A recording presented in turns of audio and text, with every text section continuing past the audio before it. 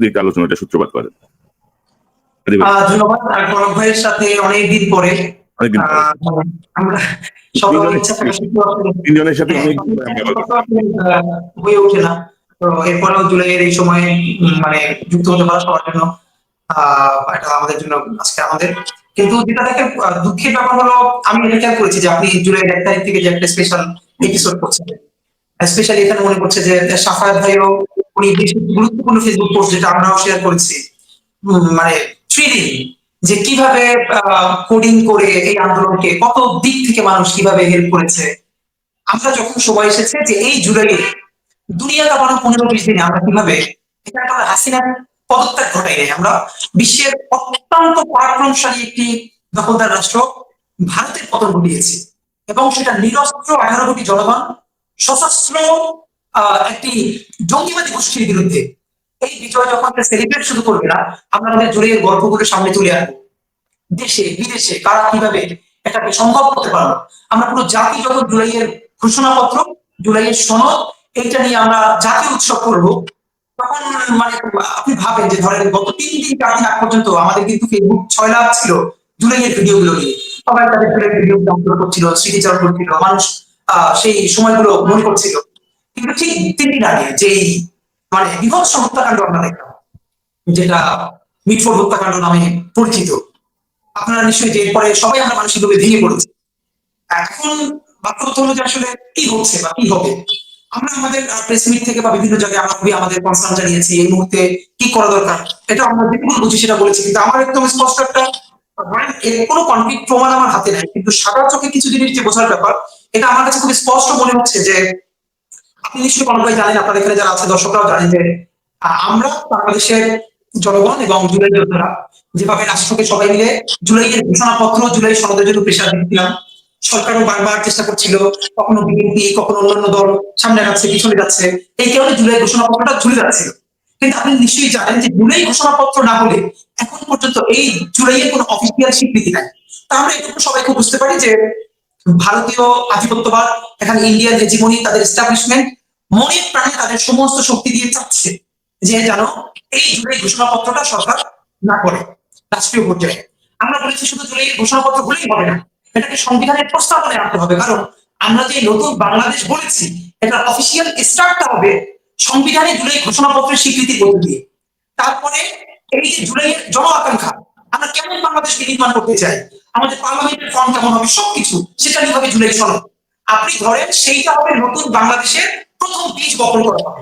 এবং আপনি খেয়াল করেন বিএনপি প্রথমে অনেক ক্ষেত্রে অনেক ছিল, কিন্তু প্রচন্ড বাংলাদেশপন্থী মানুষের এই চাপের কারণে তারা কিন্তু অনেকটা একটা চাপের কাছে চলে এসেছে। ঠিক বিএনপি যখন জুলাই ঘোষণাপত্রের জন্য আন্তরিক হয়ে উঠছে, জনতাকে মেনে নিচ্ছে, এমনকি তারা বলছে যে হ্যাঁ এটা সংবিধানের তফসিলও যুক্ত করা যায়, আমরা প্রত্যাশা করছি এটা সংবিধানের তফসিল না, তাদেরকে প্রস্তাবনায় রাজি করাতে পারবো। ঠিক তখনই দেশে একটা পলিটিক্যাল দেওয়ার তৈরি হচ্ছে ভয়ঙ্কর ভাবে। এখন এই যে বিএনপি যত টাকাবাজি আছে, যত যত বাজিকাট আছে, এইগুলোকে সত্য সত্য, এইগুলো ছাড়াও এটা তো সত্য যে এইখানে রাষ্ট্রের একটা অংশ, সরকারের এজেন্সির একটা অংশ এবং ভারতীয় আধিপত্যবাদ, ইন্ডিয়ান হেজিমনি, তারা মিলে এমন একটা সমাজ তৈরি করতে যাচ্ছে, আজকে সেটা বিএনপি কে মাইনাস করা হবে, কালকে হয়তো জামাতকে মাইনাস করা হবে, তারপরে এনসিপি মাইনাস হয়ে যাবে, এরপর পুরো একটা অ্যাপলিটিক্যাল এমন একটা জায়গা দাঁড়াবে যাতে খুবই সফটলি একটা 111 এর মতো খুবই পলিশ অ্যান্ড পশ একটা গভর্নমেন্ট ফাংশন করতে পারে, যেখানে পুরো একটা অ্যাপলিটিক্যাল জেনারেশন গড়বার চেষ্টা করছে। এটা ভয়ঙ্কর। এবং আমরা দেখছি যে যখনই জুলাইয়ের ঘোষণাপত্র এবং জুলাই সনদ, আপনাকে ভাই আমি লাস্ট মিনিটে বলি, ভাইয়েরা বলবেন আমরা শুনবো, আমার মনে হচ্ছে এই এত ক্রাইসিসের মধ্য দিয়েও আমরা যদি জুলাইয়ের ঘোষণাপত্র রাষ্ট্রীয়ভাবে করে ফেলতে পারি এবং জুলাই সনদ আমরা করে ফেলতে পারি, ভারতীয় আধিপত্যবাদের প্রথম অফিসিয়াল পরাজয় হবে এটা। কারণ হাসিনা যে পালিয়ে গেছে এটা সিম্বলিক, কিন্তু এই যে নতুন বাংলাদেশ যার মধ্যে ভারতের আধিপত্যবাদের কোনো ছাপ নাই, এইটার তো শুরুটা হবে জুলাই ঘোষণাপত্র এবং জুলাই সনদের মধ্য দিয়ে। সুতরাং আমার যেটা ধারণা, বিএনপি যতই জুলাইয়ের ঘোষণাপত্র আর সনদের ব্যাপারে জনতার কাতারে আসতে চাচ্ছে, ততই ইন্ডিয়ান যে দলকে তাদের সাথে ডিল করছে তারা তাদের প্রতি রাগান্বিত হচ্ছে এবং তাদের এখানে পার্টনার গুলোকে তারা বিভিন্নভাবে অ্যাক্টিভ করে এমন কেওয়াস তৈরি করবে। আজকে বিএনপি, কালকে জামাত, পরশু এনসিপি, কোন মানুষ পলিটিক্সের বিরুদ্ধে এমন ভাবে দাঁড়াবে ক্রমাগত, মূলত সেটা আওয়ামী লীগকে ফিরিয়ে আনার অথবা আগেই ভালো ছিলাম এই ন্যারেটিভকে মজবুত করবে। তা আমরা এটা একটু বুঝতে পারতে হবে। তাতে বলে রাখি কোনোভাবে বিএনপিকে সাফাই দেওয়ার সুযোগ নাই। বিএনপির প্রত্যেকটা হত্যাকাণ্ডের প্রত্যেকটা চাঁদাবাজি গ্রেফতার করতে হবে, বিচার করতে হবে, এই রাষ্ট্রকেই করতে হবে, সে না পারলে ক্ষমতা ছেড়ে দিবে। কিন্তু সে কিছুই করছে না, বিএনপির কারণে পায়নি, এটাও চলবে না। হয়তো আইনটাকে শুরু করতে হবে অথবা বহিষ্কার করতে হবে। শরীফ ওসমান হাদি, আপনি আপনি আমি আপনার সঙ্গে একেবারে একমত যে ধরেন বিএনপি একটা রাজনৈতিক দল হিসেবে কি করতে পারে, বিএনপি সর্বোচ্চ দল থেকে বহিষ্কার করতে পারে, কিন্তু আহ, গত এই 11 মাসে বা 12 মাসের কাছাকাছি সময়ে সরকারের পক্ষ থেকে কি আমরা কঠোর কোনো পদক্ষেপ দেখেছি? দুই একটা ঘটনা ঘটেছে, আসামি ধরে নিয়ে যাওয়া হয়েছে, থানা ঘেরাও হয়েছে। তো থানা ঘেরাও করে তুমি আসামি আনে কি করে? তুমি সেনাবাহিনী ডাকো, তুমি গুলি করো পায়ে, তুমি কোনো কঠোর নাই। মানে একটা গ্রুপ চাচ্ছে যে এরকম একটা অবস্থা তৈরি হোক, এই চাঁদাবাজি। বিএনপির সময় যে অপারেশন ক্লিন হার্ট হয়েছিল, তখন তো বিএনপি মানে সেনাবাহিনীর ম্যাজিস্ট্রেসি পাওয়ার ছিল, রাইট? ছিল তো সেই সেনাবাহিনী আজকেও ম্যাজিস্ট্রেসি পাওয়ার আছে। আপনি বলেন তো যে সেনাবাহিনীর ম্যাজিস্ট্রেসি পাওয়ার থাকা সত্ত্বেও রাস্তায় সেনাবাহিনী থাকার পরে এগুলো কিভাবে হতে পারছে? ধরেন পুলিশের মোরাল ভেঙে গেছে, পুলিশ সব জায়গায় ঠিক মতো পড়াশোনা করতে পারছে না, আমি তো মোরাল ভাঙি নাই। তো আমি যেখানে থাকতে পারে রাস্তায়, সেইখানে কোন বিএনপি কোন ছেলে কোন চাঁদাবাজের সাহস আছে এগুলো করবার?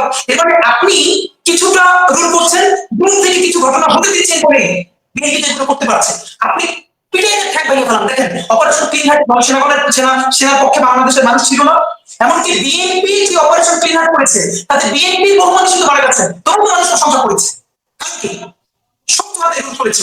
আপনি শক্তভাবে রুল করছেন না, তো এটা মানে আপনি আপনি যদি না ঠেকাইতে পারেন, মানে আমাকে দেখতে হবে যে আপনি ঠেকাতে গেছেন, বিএনপি শীর্ষ নেতৃত্ব এখানে বাধা দিয়েছে, তখন আপনি একটা কথা বলতে পারেন। লোকালি আপনি কাউকে অ্যারেস্ট করলেন, লোকালি যে থানা ঘেরাও করলো, আপনি ছাড়বেন কেন? আপনি আপনার আপনার শক্তি বৃদ্ধি করবেন, আপনি আপনার অবস্থানে থাকবেন। তো যাই হোক, আমি আসছি আবার আপনার কাছে, অনেকগুলো গুরুত্বপূর্ণ ইস্যু এসছে। রচনা আপা, আপনি কি মনে করেন এই যে 11 মাসের এই যে জুলাই বিপ্লব, মানে যেই বিপ্লবের জন্য আমরা আসলে 10,000 মাইল দূরে থেকেও যে যে তৎপর ছিলাম, যে আন্তরিকতা ছিল বা নিজেদের যে অংশগ্রহণ ছিল, সেই জায়গাটায় কি মনে করেন কেন এটা হুমকির মুখে এখন আমরা বলছি, বা আপনি কিভাবে দেখছেন? ধন্যবাদ কনক, আপনার দর্শকদের সালাম ও শুভেচ্ছা। একটু আশাহত তো হয়েছি যে আমরা তো শুধু 1 মাস না, আমরা যারা বিদেশে অনেকটা বলা যায় পালিয়ে এসেছি, আমরা তো সেই 15-16 বছর ধরেই এই ফ্যাসিস্টের দমন নিপীড়নে ছিলাম। আমি ছিলাম, আপনি ছিলাম, আপনি ছিলেন, আপনার পরিবার ছিল। আমরা এখানে থেকেও আমার বিশেষ করে পোস্টের জন্য আমার এলাকাতে গিয়েছে, আমার বাড়িতে গিয়েছে, খুঁজতে গিয়েছে, নানান রূপে নানান বেশে তারা গিয়েছে। যাই হোক, তো তারপরেও লেখা বন্ধ করিনি। আমরা একটা সুন্দর বাংলাদেশ গড়বার উদ্দেশ্য নিয়ে এই কাজটা করেছি। আমাদের ব্যক্তিগত কোনো স্বার্থ এখানে নেই। সম্প্রতি আপনি জেনে থাকবেন, দর্শকরাও হয়তোবা জানেন, যে আমি এনসিপি নর্থ আমেরিকা অ্যালায়েন্সের সাথে আমি যুক্ত হয়েছি। আমি কখনোই রাজনীতি করিনি, কোনো রাজনৈতিক দলের সাথে ছিলাম না, যেহেতু আমি এন্টি হাসিনা এবং ভারত নেগেটিভ আমার বক্তব্য ছিল, যার ফলে মানুষ যখন যার মতো যা ভালো লেগেছে সে সেই দলের বলে মনে করেছে। যাই হোক, অবশেষে জুলাই এসছে। এই জুলাই আমাদের অনেক সারা দেশের মানুষের ত্যাগ তিতিক্ষার বিনিময়ে এই অর্জিত জুলাই। আমরা এখন দেখতে পাচ্ছি আমাদের জুলাই যোদ্ধারা, আমি এই সারা দেশের মানুষকে জুলাই যুদ্ধ মনে করি, তাদেরকে মুখোমুখি দাঁড় করিয়ে দিচ্ছে কেউ বা কাহারা এটাকে মুখোমুখি দাঁড় করিয়ে দিচ্ছে। এই মুখোমুখি অবস্থানে আসবার কথা ছিল না। এই যে আমরা মুখোমুখি একটা অবস্থানে আমরা চলে এসেছি, এটার পিছনে কার সাফল্য, এটা যদি আমরা একটু ঠান্ডা মাথায় চিন্তা করি, কারা বেনিফিটেড হচ্ছে এতে, তাহলে মনে হয় আমাদের অর্ধেকটা সমাধান হয়ে যাবে। আর আমরা যেটা দেখলাম এই গত কয়েকদিনে কয়েকটা ঘটনা আমরা দেখলাম, মসজিদের ইমামকে কুপিয়ে হত্যা করা, তারপরে আবার সেটার সমাধান খুঁজতে যাওয়া, বলা যে উনি অমুক কথা বলেছেন, ওটা আমাদের ধর্মবিরোধী, তাই ওনাকে, এই যে একটা বক্তব্য, এগুলা এই ন্যারেটিভ গুলা কারা আমাদের সামনে আনছেন। তারপর অবশেষে যেটা আমরা দেখলাম, একদম চরম নৃশংস, আমার মনে হয় না ইতিহাসে এই ঘটনা সেই আগের যুগে ছিল কিনা। আমরা বিশ্বজিৎকে দেখেছি, আমরা বিশ্বজিৎ হত্যা দেখেছি, আমরা লগি বইটা দেখেছি, তার চাইতে মনে হলো যেন চরম, একদম মানুষের সামনে একটা মানুষকে পাথর দিয়ে মেরে মৃত্যু কনফার্ম হওয়ার পরে তার গায়ের উপরে উঠে নাচা, গায়ের উপরে লাফানো, এতগুলো মানুষের সামনে, এবং সেটা নাকি আমরা জানলাম 2 দিন পরে। এই যে ক্লিয়ার ভিডিওটা কে করলো, আমরা কেন এই ভিডিওদারির নাম এখনো জানতে পাচ্ছি না। আমরা তো জুলাই যোদ্ধাদের ভিডিও যারা করছেন সেই সময়, আমরা তো তাদেরকে যোদ্ধা মনে করে স্যালুট করি। এখন এই যে ভিডিওটা কে করলো, কার হাত থেকে ভিডিওটা 2 দিন পরে আমরা দেখতে পেলাম, কেন 2 দিন সময় গেল? তারপরে এই যে জনসম্মুখে তাকে মারা হলো, কেউ কেন এগিয়ে আসলো না? আমাদের জুলাই যোদ্ধারা, আমাদের 18 কোটি বাংলাদেশিদের আমরা দেখেছি মৃত্যুকে পরাজিত করতে।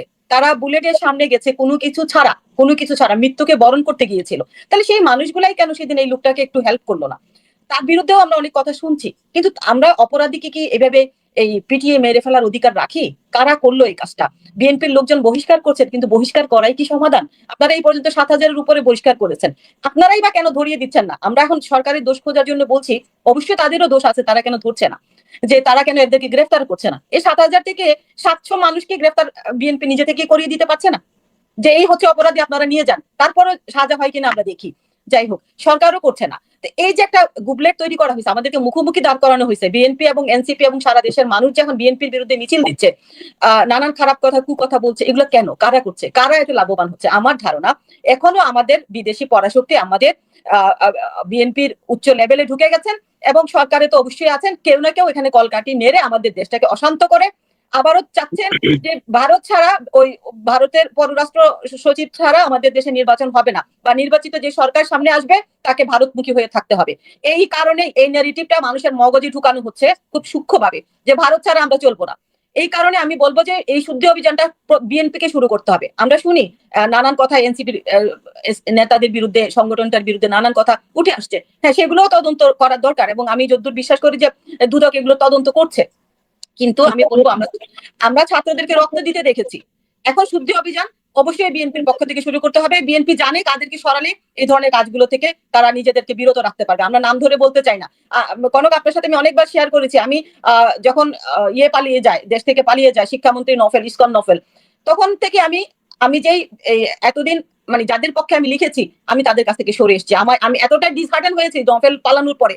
যারা পালিয়েছেন তাদেরকে আমরা সবাই চিনি, এবং আপনার আমি যদি একটু যোগ করি আপনার সাথে, আপনার ডিসাইডেড হওয়ার মূল কারণ হচ্ছে ধরেন চট্টগ্রামের শীর্ষস্থানীয় বিএনপি নেতারাই নফলকে পার করে দিয়েছে, এবং টাকার বিনিময়ে পার করে দিয়েছে, টাকার বিনিময়ে বস্তা ভর্তি টাকা নিয়ে। হ্যাঁ, এখন তারাই আবার ধরেন সামনে এসে বড় বড় নীতি ঝাড়ে। তো এগুলোকে টলারেট করার জন্য তো জুলাই বিপ্লব হয় নাই, এগুলো হয়নি। আর বিএনপির সিনিয়র নেতাদের মধ্যে অনেক গোয়ার তুমি আছেন, তারা নিজেদেরকে সব জানতা ভাবতেছেন, কিন্তু আমাদের জেনজির ভাষা যদি ওনারা বুঝতে না পারেন, আমি ওনাদেরকে বলবো আপনারা দয়া করে সরে যান। আমাদের ছেলেদেরকে নতুন রাষ্ট্র গড়ার কাজে আপনারা যদি সহযোগিতা না করতে পারেন, বাধা দিবেন না। আপনারা যদি এই জেনারেশনের ভাষা বুঝতে না পারেন, আপনারা পদত্যাগ করেন।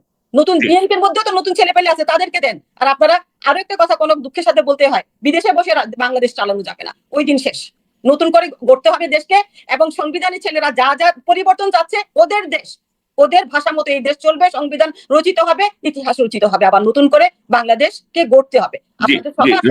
আমি আসবো আবার আপনার কাছে। মেজর শাফায়েত, ধরেন এই মিটফোর্ডের এই সামনের ঘটনার পরে বেশ কিছু বিষয় সামনে চলে আসছে, যেমন ধরেন আমাদের শরীফ ওসমান হাদি বলছিলেন যে ধরেন এগুলো ইচ্ছাকৃত কোনো পরিস্থিতি কিনা।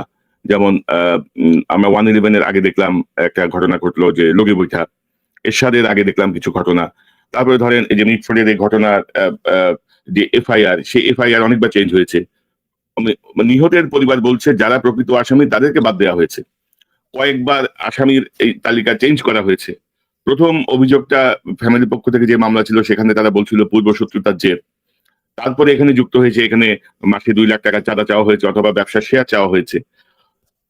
আমাদের ম্যাজিস্ট্রেসি পাওয়া নিয়ে আর্মি মাঠে। আমি যদি 111-কে সমর্থন নাও করি, 111-এর সময় কিন্তু ওই যে একটা ইউনিফর্ম রাস্তার এক কোনায় দেখা গেলে পুরো রাস্তা খালি হয়ে গেছিল। সকল চাঁদাবাজ মানে কি বলবো সন্ত্রাসী কিন্তু সব মানে হিডেন প্লেসে চলে গেছিল। তো এবার কি এগুলোকে ইচ্ছাকৃত ভাবে ঘটানোর চেষ্টা হচ্ছে কিনা? এবং আপনি যদি দেখেন যে মানে যে জায়গাগুলো আমরা মিলাচ্ছি, যে ঘটনা ঘটার মানে আধা ঘন্টার মধ্যে যে মিছিল শুরু হইলো, সেই মিছিলের স্লোগান হচ্ছে তারেক রহমান জবাব চাই। তারেক রহমান তো সরকারে নাই, তাই না? স্বরাষ্ট্রমন্ত্রীর জবাবদিহিতাও কেউ চায় না, ইউনূসের জবাবদিহিতাও কেউ চায় না, চাচ্ছে তারেক রহমানের জবাবদিহি। তার চাঁদাবাজি আওয়ামী লীগ, বিএনপি, এবং এই যে ডিম ফুটে বের হয়েছে এনসিপি তো চাঁদাবাজির সঙ্গে যুক্ত। বহু ঘটনা আছে এরকম। আজকের এই 7 লাখ টাকার ঘটনা বাদ দিলে বহু ঘটনা আছে। তো এই জায়গাগুলো বন্ধ হবে আমরা আশা করছিলাম, কিন্তু 11 মাসের যে সরকার, যে অ্যাডমিনিস্ট্রেশন, সবকিছু মিলিয়ে আমরা কেন আশাহত হচ্ছি, বা কেন ম্যাজিস্ট্রেসি পাওয়ার নিয়ে আর্মি মাঠে থাকার পরেও আমাদের এরকম পরিস্থিতির সম্মুখীন হতে হচ্ছে? জুলাই বিপ্লব কেন হুমকির মুখে? আপনি কি মনে করেন একজন জুলাই যোদ্ধা হিসেবে, একজন সাবেক সামরিক কর্মকর্তা হিসেবে? ধন্যবাদ পরম ভাই। এখানে আসলে আপনার তো প্রশ্ন অনেকগুলো, একটা একটা করে আলাদা আলাদা করে দেখতে হবে এখানে। হ্যাঁ, তবে আমার এখন বর্তমানে যেটা মনে হচ্ছে যে যেই সময়টাতে আমাদের শরীফ ওসমান হাদি যখন শুরু করছিলেন, উনি যেই কথাটা বলছিলেন যে যেই সময়টাতে এখন আমরা জুলাইকে আমরা স্মৃতিচারণ করব, বা জুলাইয়ের যে প্রত্যেকটা দিন, প্রতিটা মুহূর্ত আমাদের কিভাবে কেটেছে, সেই ঘটনাগুলো নিয়ে আমরা এখন আলোচনা করব, এবং এই সেই মুহূর্তগুলোকে আমরা ইমমর্টালাইজ করে রাখবো, তাই না? যে একদম এটা যেন, এটা নিয়ে একদম লেখা হবে, এটা নিয়ে গল্প, কবিতা, গান লেখা হচ্ছে, উপন্যাস লেখা হচ্ছে, যে আমাদের সবাই, কারণ আমরা তো এখনো জানি না অনেক মানুষজন যারা এটাতে অবদান রেখেছিলেন, যার যেভাবে সম্ভব গোপনে থেকে বা নিজেকে প্রকাশ না করে, শরীফ ওসমান হাদির মতো লোকজন তারা তো রাস্তায় প্রকাশ্যে ছিল, কিন্তু যেই পরিমাণ মানুষ, তাদের থেকে কয়েক গুণ বেশি মানুষ যারা নিজেদেরকে প্রকাশ্যে আনেন নাই, কিন্তু যারা ব্যাকগ্রাউন্ডে থেকে অবদান রেখেছেন। এরকম আমি নিজে এরকম অনেকের সাথে আমার যেহেতু আমি কাজ করেছি, আমি জানি এখন সঙ্গত বিভিন্ন কারণে তারা তারা দেখা যাচ্ছে হয়তো, আমি জানি যে হ্যাঁ, সেনাবাহিনীর অনেকে আমাদেরকে ব্যাকগ্রাউন্ডে থেকে আমাদেরকে সাহায্য সহযোগিতা বিভিন্নভাবে তথ্য দিয়ে সহযোগিতা করেছেন। তো এই যে অবশ্যই, এবং খুব সঙ্গত কারণেই তাদেরকে তাদের পরিচয়টা আমরা প্রকাশ করতে পারছি না, এটা তাদের জন্যই। কিন্তু যে আমাদের যে মুহূর্তে এখন এই বিষয়গুলো নিয়েই আমাদের আলোচনা করার কথা ছিল, সেই মুহূর্তে আমরা এখন ব্যস্ত হয়ে যাচ্ছি এই মিটফোর্ডের মতো ঘটনা, কুয়েটের মতো ঘটনা, তারপরে যে একজন ইমাম সাহেবকে কুপিয়ে মেরে ফেলা হলো সেই ঘটনা, তারপরে এখন আবার ওই যে যেটা বলছিলেন যে কি এনসিপির চাঁদাবাজি, মানে একদম এই সমস্ত জিনিসপত্র নিয়ে আমরা এখন ব্যস্ত হয়ে যাচ্ছি। তো এবং যেই টাইম লাইন গুলো যদি আমরা দেখি, তাহলে মনে হচ্ছে যে মানে এই জিনিসটার পেছনে না, যে হ্যাঁ, কেউ একজন মনে হচ্ছে যে খুব মানে ট্যাক্টফুলি বা একদম ক্রাফটফুলি একটার পর একটা ঘটনাকে সাজিয়ে দিচ্ছে। কারণ আদারওয়াইজ মিটফোর্ডের যে ঘটনাটা, এটা ঘটনা ঘটলো, ন্যাক্কারজনক ঘটনা, একজন মানুষকে এভাবে মানে মেরে ফেলা, এটার মানে আমি তার দলীয় পরিচয় জানতে চাই না, যিনি হত্যাকাণ্ডের শিকার হলেন তার পরিচয়ও আমি এখানে যদি উজ্জ্বল রাখি, মানে আমি এখানে কোনো টোটালি আনবায়াসড একটা ভিউ থেকে, যে এরকম একটা ন্যাক্কারজনক ঘটনা ঘটেছে, কোনো সন্দেহ নেই এটার বিচার হতে হবে। মানে কে কোন দলের, এটা দেখার এখানে সময় নাই, এবং দেখার মতো এখানে দেখাটা উচিত না। এটা গ্রেফতার করতে হবে, দ্রুত বিচার করতে হবে। কিন্তু এটা ভিডিও করা হলো, তার মানে যিনি ভিডিওটা করেছেন যেই মুহূর্তে ঘটনাটা ঘটছিল তখনই তার কাছে ছিল, কিন্তু ঘটনাটা আসলো কখন? 2 দিন পরে। এবং এর সাথে সাথে আপনি দেখবেন কয়েকটা ঘটনা, কুয়েটের ঘটনাটা ঘটেছে, আবার এই যে একজন ইমাম সাহেবকে কোপানোর ঘটনা। তো আমার কাছে মনে হচ্ছে যে এই ঘটনাগুলো হয়তো একটাকে চাপা দেওয়ার জন্য আরেকটা আনা হচ্ছে, বা মানে একটার সাথে আরেকটার জন্য একদম পরপর।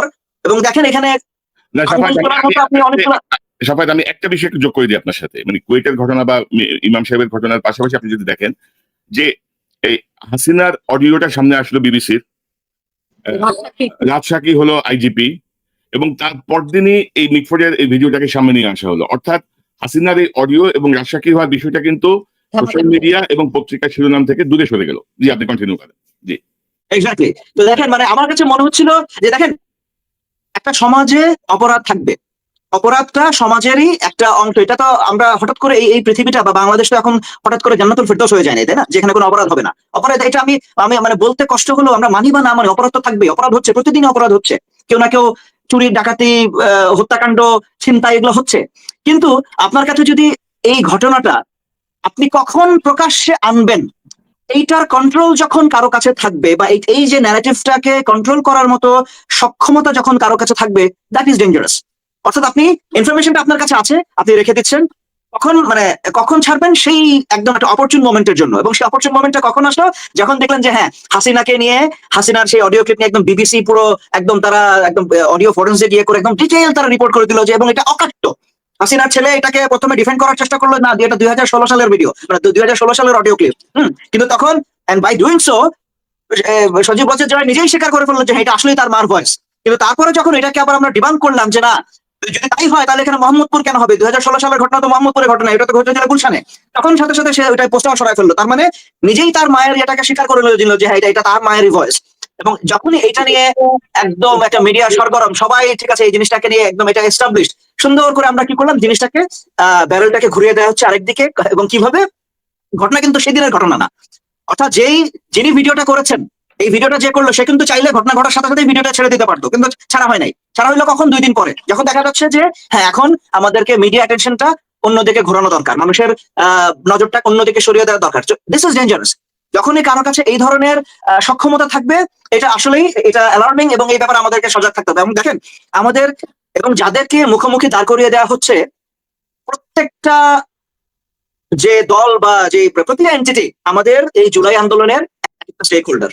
বিএনপি অবশ্যই সবচেয়ে বড় stake holder, Jamaat Islami stake holder, NCP, যদিও তখন এনসিপির অস্তিত্ব ছিল না, এনসিপি নতুন দল, কিন্তু এনসিপির পেছনের যে মানুষরা, তারাও তো অবশ্যই এটার অনেক বড় একটা স্টেক হোল্ডার। প্রত্যেকটা সেনাবাহিনী থেকে শুরু করে সবাই তো এটার এই আমাদের জুলাইয়ের যে ফসল, এটার স্টেক হোল্ডার। এখন এদেরকে, এবং দেখেন এখন কিন্তু এই ঘটনাগুলো ঘটে যাওয়ার কারণেই কনক ভাই আপনি এখন প্রশ্ন তুলছেন যে ম্যাজিস্ট্রেসি পাওয়ার নিয়ে সেনাবাহিনী কি করলো তাহলে, তাই না? এই ঘটনাটা যদি না ঘটতো, আমরা দেখেন এই সেনাবাহিনীর ভূমিকা নিয়ে কিন্তু গত অনেকগুলো দিন কিন্তু তেমন আলোচনা ছিল না, মোটামুটি একটা স্ট্যাবিলিটি চলে আসছিল। এবং যেটা শরীফ ওসমান হাদি যেটা বলছিলেন যে হ্যাঁ, বিএনপি বিভিন্ন তারাও হয়তো শুরুর দিকে তাদের জুলাই ঘোষণাপত্র নিয়ে তাদের এক ধরনের হয়তো মন মানসিকতা বা চিন্তা ভাবনা ছিল, কিন্তু তারাও কিন্তু আস্তে আস্তে নিজেদেরকে তারা অবশ্যই, এবং উইচ ইজ গুড, এটাই ডেমোক্রেসি। এরকমই হওয়ার কথা যে আপনি একটা গো ধরে বসে থাকবেন, রিজিড হয়ে বসে থাকবেন এমন না। আপনি আপনার জনগণের সাথে, আপনাদের যারা কনস্টিটিউশন, আপনাদের ভোটারদের সাথে কথা বলবেন, তাদের চিন্তা ভাবনাটাকে জানবেন এবং জানার পরে সেটাকে আপনি ধারণ করবেন, আপনার চিন্তা ভাবনাতেও পরিবর্তন আসবে। এটাই হওয়ার কথা ছিল। এবং এটা যখন হয়ে একদম মানে ফিনিশিং লাইনের কাছাকাছি আমরা চলে এসেছি, ঠিক তখনই এইরকম একটা ঘটনা ঘটায় আবার সবাইকে একটা ঘোলাটে পরিস্থিতির ভিতরে ফেলে দেওয়া। তো এই জিনিসটা আমার কাছে মনে হচ্ছে অ্যালার্মিং। এবং যেই লাইনে সমালোচনাটা হচ্ছে যে একটা কোথাও ঘটনা ঘটলেই সবার আগে ভাই, এখন মানে আমার না গত কয়েকদিন ধরে দেখে মনে হচ্ছে যে বাংলাদেশের প্রধানমন্ত্রী বা প্রধান উপদেষ্টার নাম এই মুহূর্তে তারেক রহমান এবং বাংলাদেশের স্বরাষ্ট্রমন্ত্রীর নাম এই মুহূর্তে সালাউদ্দিন আহমেদ। হ্যাঁ, একটা ঘটনা ঘটে গেলেই মানে যেভাবে আঙ্গুল তোলার মানে একটা কমন ডিরেকশন আমরা দেখছি, আমার কাছে মানে এখানে তাহলে সরকারের ভূমিকা কোথায়? যে আমরা যে এত বছর ধরে কিছু হইলেই আমরা যখন আমরা ইয়ে করতাম যে হাসিনা খুনি, তো এতদিন যে কোনো একটা বাংলাদেশের একটা অঘটন ঘটলে আমরা ঠিক আছে সেটার জন্য সরকারকে দায়ী আমরা করেছি, এবং এটাই দায়ী করারই কথা ছিল, এটা তাদেরই ব্যর্থতা। কিন্তু সেটা না করে আমরা এখন যেই ঘটনা ঘটছে সাথে সাথে ঘটনা আর কি আমরা সমালোচনার প্রধান টার্গেট হয়ে যাচ্ছেন তারেক রহমান বা বিএনপি। অবশ্যই বিএনপিকে সমালোচনা যখন সবচেয়ে বড় রাজনৈতিক দল আপনি, আপনার কাছে মানুষের প্রত্যাশাটাও বেশি থাকবে এবং আপনার সমালোচনার ভাগটা আপনাকেই সবচেয়ে বেশি নিতে হবে, এবং এটা অস্বীকার করার কোনো উপায় নাই, আপনাকে নিতে হবে। এবং সেই নেওয়ার মতো মানসিকতাও আপনাদের থাকতে হবে। অর্থাৎ বিএনপির, কারণ আমার সাথে বিএনপির অনেকেই আমার সাথে যোগাযোগ আছে, এবং আমি তাদের ভিতরে আমি তাদের প্রতি আমি বলবো যে দেখেন, আপনাদের যে কোনো যৌক্তিক সমালোচনাকে আপনারা শুধু জামাত শিবির বলে জিনিসটাকে উড়িয়ে দেওয়ার চেষ্টা করবেন না। ঠিক এটা কিন্তু হাসিনার প্লেবুক ছিল। হাসিনার বিরুদ্ধে যে কোনো আন্দোলন হলেই এটাকে বিএনপি জামাতের আন্দোলন বলে এটাকে বানচাল করে একদম নষ্ট করে ফেলা হতো। এবং এই কারণে গত জুলাই আন্দোলনে অফিসিয়ালি আপনাদের দলকে, বিএনপিকেই এরকম একটা শুরুর দিকে এরকম একটা স্ট্যান্স নিতে হয়েছিল যে না, এটা ছাত্রদের আন্দোলন, এটা আমাদের আন্দোলন না। কিন্তু আমরা তো জানতাম, আমরা যারা এটার পেছনে কাজ করেছি, আমরা তো জানতাম বিএনপি ওতপ্রোতভাবে প্রথম থেকে এটার সাথে জড়িত ছিল, এটা আন্দোলনের কৌশল ছিল। I get it, fine. কিন্তু এখন আপনারাই যদি সেই আওয়ামী লীগের প্লেবুকটাকেই যদি রিপিট করেন যে আপনাদের যে কোনো যৌক্তিক সমালোচনাকে আপনারা এটা জামাত শিবিরের কাজ বলে এটাকে নাকচ করে দেওয়ার চেষ্টা করেন, that is also not a good sign. আপনাদেরকেও you have to be open to criticism, তাই না? আপনাদেরকে সেই যৌক্তিক সমালোচনাটাকে গ্রহণ করার মতো মানসিকতা আপনাদেরকে দেখাতে হবে। এবং এই ক্ষেত্রেই যেটা বলছিলাম যে তরুণদেরকে, কারণ এটা অনেক পুরোনো দিনের চিন্তা ভাবনা, ধ্যান ধারণা যে আমি যে কোনো একটা অভিযোগ আসলে সেটাকে আমি প্রথমে অস্বীকার করবো বা নাকচ করবো, এটা করা যাবে না। আর শেষে যে কথাটা বলছিলেন যে দেখেন, আমরা যেহেতু পশ্চিমে থাকি, বিশেষ করে আমেরিকাতে, আপনি হয়তো জানেন, আপনি নিজেও হয়তো নিউ ইয়র্কে থাকেন, এবং আপনারা নিজেরাই কয়েকদিন আগে নিউ ইয়র্কের মানুষজনই একটা বিশাল অঘটন ঘটিয়েছে যে ডেমোক্রেটিক মেয়রাল ইলেকশনের যে প্রাইমারিতে জোহরান মামদানিকে তারা ইলেক্ট করেছে। তো এবং আপনি হয়তো সেই ডিবেটটাও দেখেছেন যে যখন সবাইকে প্রশ্ন করা হচ্ছিল যে আপনি মেয়র হওয়ার পরে প্রথম কোন দেশ ভিজিট করবেন, সবার এক বাক্যে উত্তর, আমি ইসরায়েলে যাব। সেখানে মামদানি একমাত্র মানুষ ছিল, সে বলেছে যে আমি কোথাও যাবো না, আমি আমার ভোটারদের সাথেই থাকবো, তাদের সমস্যাকে আমি এখানেই সমাধান করবো। রাইট, আমি নিউ ইয়র্কেই থাকবো, আমি তাদের সমস্যাকে আমি নিউ ইয়র্কে থেকেই সমাধান করবো। খুব ক্লিয়ারলি একটা, এবং এইটাই উত্তর হওয়ার কথা ছিল। আমি তো ভাই নিউ ইয়র্কের মেয়রের জন্য আমি কম্পিট করছি, আমি তেল আভিভের মেয়রের জন্য কম্পিট করছি না, তাই না? অর্থাৎ এই যে ওয়েস্টের যে কথাটা, যে একটা কথা আছে যে কিসিং দ্য রিং, তার কথা এটাই ছিল এরকম যে আমি আরেকটা দেশে কি I don't have to go and kiss someone's ring, যে আমার আরেকটা জায়গার প্রতি আমাকে আমার আনুগত্য প্রকাশ করার জন্য। তো একইভাবে বাংলাদেশে যারা ভবিষ্যতের রাজনীতি করবেন, আপনাদের ভিতরেও এই মানসিকতাটা থাকতে হবে যে আপনার কোনো প্রতিবেশীকে তুষ্ট করে বা প্রতিবেশীকে খুশি করে আপনার রাজনীতি করার প্রয়োজন নাই, ওই দিন শেষ। অবশ্যই আমার প্রতিবেশীর সাথে ভালো সম্পর্ক রাখবো, কোনো সন্দেহ নাই, কিন্তু তাকে তুষ্ট করে তার স্বার্থকে আমার নিজের স্বার্থের উপরে প্রাধান্য দিয়ে আমরা রাজনীতি করার ওই দিন শেষ। এখন আমাদেরকে আমাদের চিন্তা ভাবনা বদলাতে হবে। ধন্যবাদ। না, ধরেন প্রতিবেশী বা আপনি যে ভারতের কথা যে ইঙ্গিত করছেন, ধরেন ডক্টর ইউনূস হচ্ছে বাংলাদেশের ইতিহাসের জিয়াউর রহমানের পরের আরেকটা সরকার যারা ভারতের সাথে চোখে চোখ রেখে কথা বলছে, এবং ভারত সরাসরি কিছু করতে পারছে না, যার কারণে ধরেন ভারতের যে গোয়েন্দা সংস্থা বা বাংলাদেশে যাদের ভারতীয় অনুগত যে শক্তিগুলো, তারা এখন বিভিন্নভাবে কাজ করছে। আপনার কাছে একটা জাস্ট একটা ছোট্ট একটা কোয়ারি জেনে আমি ব্যাক করতে চাই শরীফ ওসমানের কাছে, যে ম্যাজিস্ট্রেসি পাওয়ার নিয়ে শুধু এখন তো না, গত 7-8 মাস ধরেই তো সেনাবাহিনী মাঠে, কিন্তু আমরা এই সুফল কেন দেখছি না? মানে সেনাবাহিনীর যে গুরুত্বপূর্ণ একটা স্টেক ছিল এই জুলাই বিপ্লবে, সেনাবাহিনীর সৈনিক, জুনিয়র লেভেলের কর্মকর্তা, অর্থাৎ উপরের লেভেলে কিছু ছাড়া সবাই তো সম্পৃক্ত হয়ে গিয়েছিল। তো এই স্টেকটা কি মানে নষ্ট করা হচ্ছে? মানে সেনাবাহিনী যে গৌরবান্বিত যে ভূমিকা ছিল জনগণের পক্ষে অবস্থান নিয়ে, তো সেটাকে কেউ নষ্ট করছে মনে করেন আপনি? এখন এটা না, এই প্রশ্ন আমার কাছে খুব আপেক্ষিক মনে হয়। হ্যাঁ, কারণ আপনি যে 1/11 এর যে সময় রেফারেন্সটা দিচ্ছেন, আমি নিজে তখন সেনাবাহিনীতে আমার পথ চলাটা ঠিক সেই সময় শুরু। আমি নিজে দেখেছি, আমি সেই জরুরি অবস্থার সময় আমি নিজে তখন আমি ফিল্ডে ছিলাম। হুম। পাবনার খুবই ব্যস্ত একটা একটা জায়গা হচ্ছে কাশীনাথপুর মোড়, একটা চৌরাস্তার মোড়, যেখানে একটা রাস্তা চলে যাচ্ছে পাবনা শহরের দিকে, একটা চলে যাচ্ছে নগরবাড়ি ঘাটের দিকে, আরেকটা সম্ভবত ওই যে সিরাজগঞ্জের দিকে। মানে একটা অত্যন্ত হাব, একটা ব্যস্ত একটা হাব হচ্ছে কাশীনাথপুর। সেই কাশীনাথপুরের মতো জায়গাতে আমি দেখেছি, আমি মাত্র আমার চাকরি কয়েক মাস, আমি সেকেন্ড লেফটেন্যান্ট, আমি আমার একটা পেট্রোল নিয়ে যাওয়ার সাথে সাথে মুহূর্তের মধ্যে সেই জায়গা কিভাবে খালি হয়ে গেল, এটা আমার নিজের চোখে দেখা, সেই স্মৃতি এখনো আমার মনে তাজা। তো ওই রকমের দিন আমরা তো দেখে এসেছি যে সেনাবাহিনীর কিরকম, যে সেনাবাহিনীর দেখা মাত্র কিরকম মানুষের ভিতরে ইম্প্যাক্ট হয়। কেউ যদি অপরাধ প্রবণতা কারোর ভিতরে যদি থাকে, একটা সেনাবাহিনীর গাড়ি দেখলেই তার ভিতরে যে একটা ইনহেরেন্ট একটা ভয় চলে আসে যে না, আমি এখানে থাকতে পারবো না, বা এই কাজটা আমি এখন করতে পারবো না।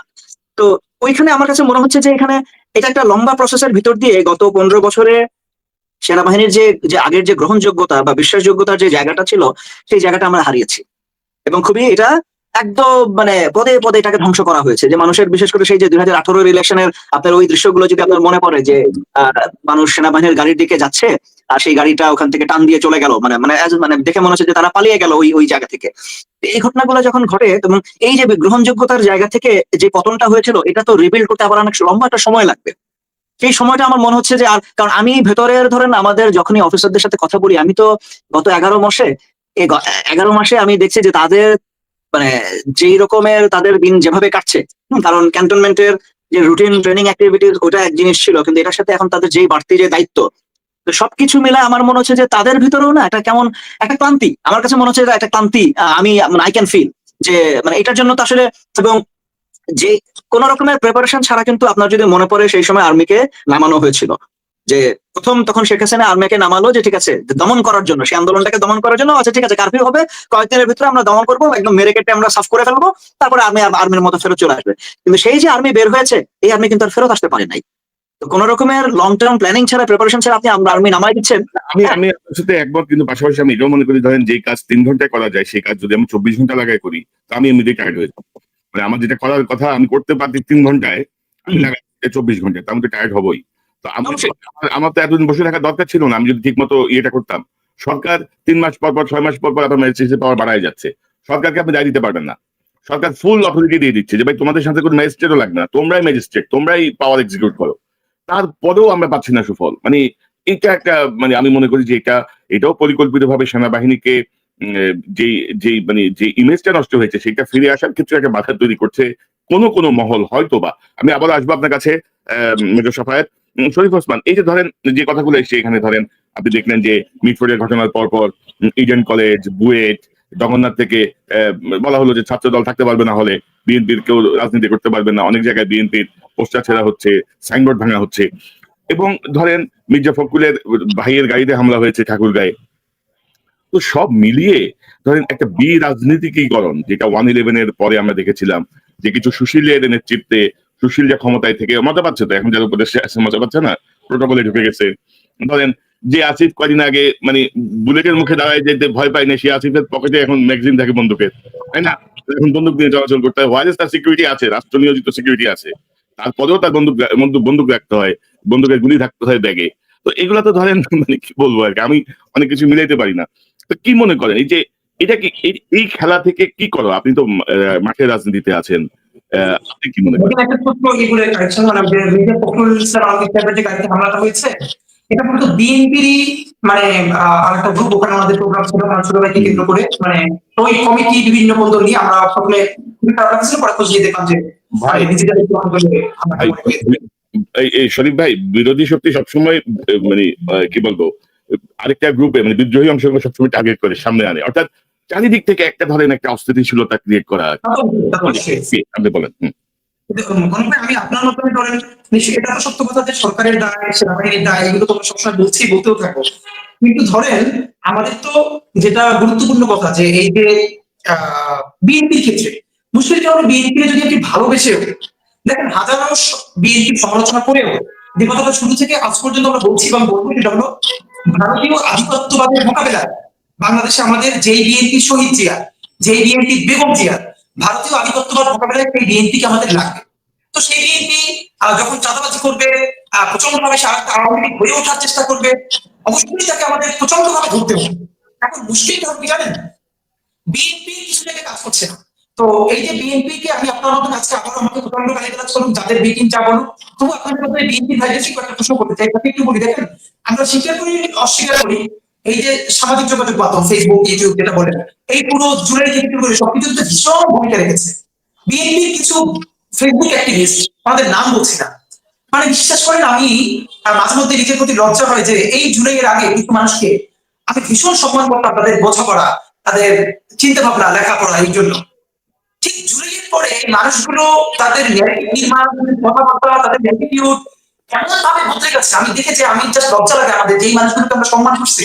যেমন দেখেন, আমি নাম বলছি না, আপনি এরপর হয়তো আপনারা কেউ ধরলেন যে এই যাকে হত্যা করা হয় সে কোন পরিচয়ে, সে হাজি সেলিমের লোকের নাকি এইটাকে বিএনপির কোন প্রধান সারি যারা মূল কমিটিতে আছে তারা এটা নিয়ে পোস্ট করবে, নাকি সবার আগে তারা বলবে যে করেছে তার বিচার চাই। একজন পোস্ট দিয়ে প্রশ্ন কি যে হাজি সেলিমের লোককে আপনারা ব্যবসায়ী বলতেছেন, মিডিয়াকে জিজ্ঞেস করতেছে, মানে কি কেউ যদি হাজি সেলিমের লোক হয় তাহলে তাদের প্রকাশ্য দিবাকে পাথর দিয়ে হত্যা করা যাবে। অথচ এই বিএনপি ভাইয়েরা একদিন ছাত্র জনতাকে মব মব বলে বলে যাচ্ছে। এর মানে ছাত্র জনতা আওয়ামী লীগকে গ্রেপ্তারের জন্য পুলিশের হাতে যদি তুলে দেওয়ার জন্য তার বাড়ির সামনে দাঁড়ায় একটা মব। ওকে, আমরা যদি ভাবে পক্ষ বলি, আমি আইনের শাসন চাই, কিন্তু পুলিশ না করলে সেটা জনগণকে করতে হচ্ছে, এটা সরকারের ব্যর্থতা। অথচ পাথর দিয়ে মেরে ফেলা হচ্ছে, সেইটার মব না, কি বলবো, নামও নাই, আপনি বলবার চেষ্টা করছেন কি হাজি সেলিমের লোক। তো হাজি মানে এই যে আপনার নেগেটিভ নির্মাণ, আপনি প্রথমে ভুল স্বীকার করছেন না, আপনি তওবা করছেন না, এই সব যে নেগেটিভ নির্মাণ আপনি অস্বীকার করছেন, এই অস্বীকারটা হাসিনা করতে আছে। করুন কয়েকটা কথা আপনাকে বলি। দেখেন, বিএনপি যেটা করেছে এবং তা করছে, বিএনপি তো সবার চেয়ে বেশি নির্বাচন নিয়ে কনসার্ন, এই জবাব বিএনপি তো নিশ্চিত ভোটে পাবে।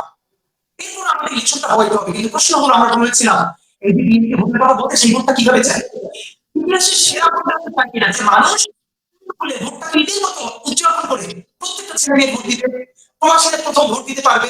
তো আপনার কি মনে হয়, প্রকাশ্য দিবালোকে যেই মানুষটাকে হত্যা করার পর 48 ঘন্টার মিডিয়া ব্ল্যাক আউট, কোথাও মামলা হয় না, কিছু হয় না, তাহলে বাংলাদেশের 36,000-এর বেশি ভোট কেন্দ্র অত্যন্ত অঞ্চল পর্যন্ত, সেইখানে কত মানুষকে হত্যা করা হবে, গুলি করা হবে, এই মিডিয়া, এই পুলিশ, এই সরকার সেটা কি নিয়ন্ত্রণ করবে বলেন ইলেকশনের আগে? সুতরাং আমাদের কতটা এটা একটা ইম্পর্টেন্ট প্রশ্ন। ধরেন যে মানে আমাদের তো, আমি তো বলছিলাম যে মানে প্রশাসন, পুলিশ, সেনাবাহিনীর ভেতরে এখনো যে হাসিনার অনুসারীরা বসা, তেমনি মিডিয়ার ভেতরেও যারা বসা, আপনি দেখবেন যে মাঝে মধ্যে তারা মাথা মানে উচ্চারণ শুরু হয়েছে, মাঝে মধ্যে তারা বিভিন্ন রকমের মানে কি বলবো কৌশলী নিউজ করে, বিভিন্ন রকম ভাবে উস্কানি দেয়। তো এখন ধরেন জুলাই সনদ, এই এই সরকার বা এনসিপি, তাদের মধ্যে তো আন্তরিকতার ঘাটতি আছে রে ভাই। মানে তাদের যে চাপটা প্রয়োগ করা দরকার ছিল সেটি কিন্তু তারা সেভাবে প্রয়োগ করছে না। হ্যাঁ, হচ্ছে হবে, আশ্বস্ততার মধ্য দিয়েই তারা পার করছে। তো এবং নির্বাচনী অনিশ্চয়তা কিন্তু আবার তৈরি করা হচ্ছে কিনা, নির্বাচনের তো একটা ডেডলাইন হয়েছিল, মানে ডেডলাইন হয়েছিল, আবার তৈরি করা হচ্ছে কিনা, যে সংখ্যানুপাতিক পদ্ধতি, অমুক পদ্ধতি, তমুক পদ্ধতি, এইটা না ওইটা। তো সব মিলিয়ে আপনি যদি একটু সামারি করেন আমার মনে ভালো হয়, আমার এরপরে রচনাটার কাছে যাবো। আমার যেটা মনে হচ্ছে, মানে নির্বাচন লাগবে না, এটা মনে হয় বাংলাদেশের কেউ বলে নাই। কিন্তু সেইটা কোন নির্বাচন? যে নির্বাচন ইতিহাসের সেরা নির্বাচন, ফ্রি অ্যান্ড ফেয়ার ইলেকশন, মানুষ সব থেকে আনন্দ নিয়ে ভোটটা দিবে, প্রবাসীরা ভোট দিবে।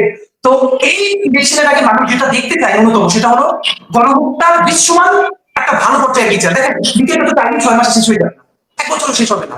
কিন্তু এই সরকার থাকা অবস্থায় এমন কিছু রায় দিয়ে যাওয়া এবং বাকিটা প্রসেসের মধ্যে দিয়ে রেখে দেওয়া, যাতে বিএনপি আসুক, জামাত আসুক, এনসিপি আসুক, যেই ক্ষমতায় আসুক, ইন্ডিয়া তাকে যতই চাপ দেয় সেটার ওই বিচার প্রক্রিয়া করে দিতে না পারে। নাম্বার 1, এই ন্যূনতম বিচারকে আপনাকে নিশ্চিত করে যেতে হবে।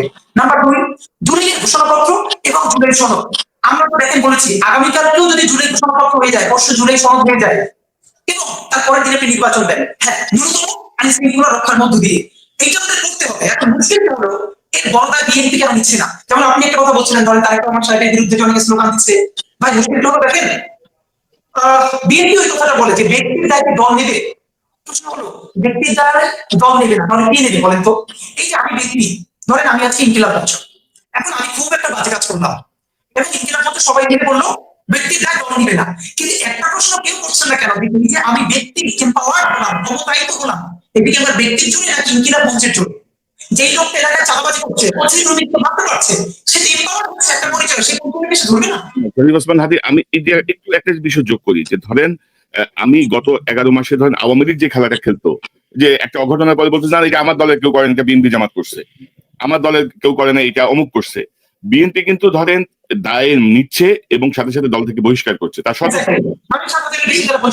বিএনপি কিন্তু চাইলে অনায়াসে বলতে পারতো যে এটা হচ্ছে আওয়ামী লীগের যারা এখন বিভিন্ন জায়গায় লুকায় আছে তারা করতেছে, এটা আমার দলের কেউ করে না। বিএনপি কিন্তু এই জায়গাটা কিন্তু বিএনপি প্র্যাকটিস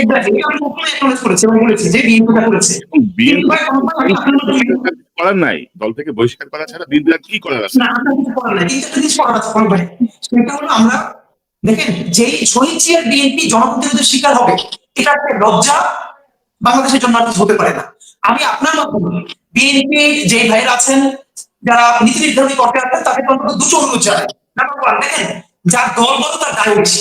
বিএনপি যেহেতু নিজেই বলছে যে সব থেকে বড় স্টেক হোল্ডার এই জুড়ে এসছে, তাহলে তার দেখেন আমি বিএনপি কি বলি যে সব থেকে যেহেতু সে বড় দল, কিন্তু সব থেকে বেশি দায়ী সে শুনবে এবং এতটুকু হজম করার শক্তিও তাকে অর্জন করতে হবে।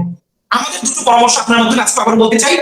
যেহেতু বিএনপি চাইলে এগুলোকে কন্ট্রোল করতে পারছে না শতবার, কিন্তু ঘটনা তো ঘটছে। বিএনপির এখন একটা নজির স্থাপন করা উচিত, সেটা হলো 1 নম্বর, বিএনপির অতি দ্রুত একটা ডিসিপ্লিনারি টিম তৈরি করা উচিত, যাদের কাজ হবে যারা বিএনপির নাম ব্যবহার করে সব থেকে খারাপ ভাবে চাঁদাবাজি করেছে। দেখেন কয়েকটা দিন সরে গেছে, ভোলার যে ধর্ষণ, যেহেতু বিএনপি রাজনীতির সাথে জড়িত, মানে ভয়াবহ ভোলার যে ঘটনাটা নিশ্চয়ই আপনারা জানেন, আমরা কি বিচার কি হয়েছে জানি, এই ধর্ষণ করছে, চাঁদাবাজি করছে, এদের নাম যখন সামনে আসবে, এই ডিসিপ্লিনারি কমিটির কাজ হলো তাকে আইনের পর্যায়ে নিয়ে যাওয়া পর্যন্ত রাষ্ট্রকে ফোর্স করা, এবং সেটা যদি বিচার না করে ডিসিপ্লিনারি কমিটি মিডিয়া ঠিক করে বলবে এই লোককে বিএনপি চেক করেছে, এখন পর্যন্ত রাষ্ট্র তার বিচার করছে না।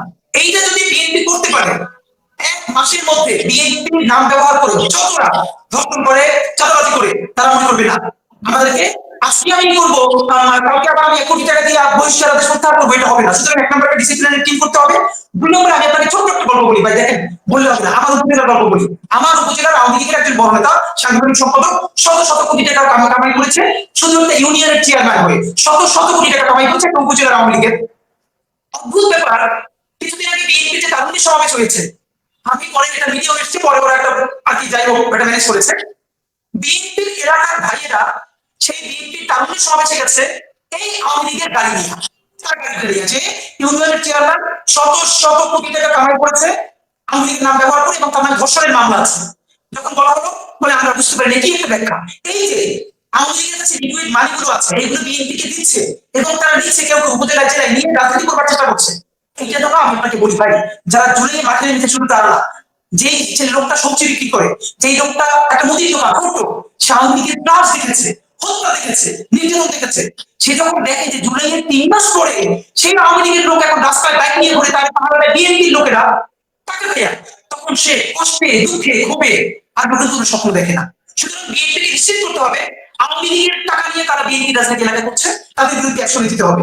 এবং আমি আজকে সব থেকে গুরুত্বপূর্ণ একটা পয়েন্ট বলতে চাই, আমার মনে হয় এটা যদি তারেক রহমান সাহেব করতে পারেন, তাহলে সামনে বাংলাদেশ নামক রাষ্ট্রে উনি একটা আজীবনের জন্য নজির স্থাপন করতে পারবেন। দেখেন তারেক রহমানের পোস্টার কেন ছেড়া হয় জানেন? কারণ এলাকার যে মদখোর, গাঁজাখোর, ফেন্সিডিল ব্যবসায়ী, ইয়াবা ব্যবসায়ী, তাদের শেল্টার দরকার এই সাইন্টিফিক ব্যবসার জন্য। তাদের কি দরকার? Political shelter. এতদিন যখন আওয়ামী লীগ ক্ষমতা ছিল, তারা শেখ মুজিবের ছবি, হাসিনার ছবি, জয়ের ছবি সামনে রেখে এই কাজগুলো করেছে। বাস রেজিম চেঞ্জ হয়ে গেছে, এখন ব্যবসা ঠিক আছে, লোক ঠিক আছে, শুধু ছবিটা বদলাই গেছে। এখন আসলে শহীদ জিয়া, তারেক রহমান, মানে বেগম জিয়া, তারেক রহমান।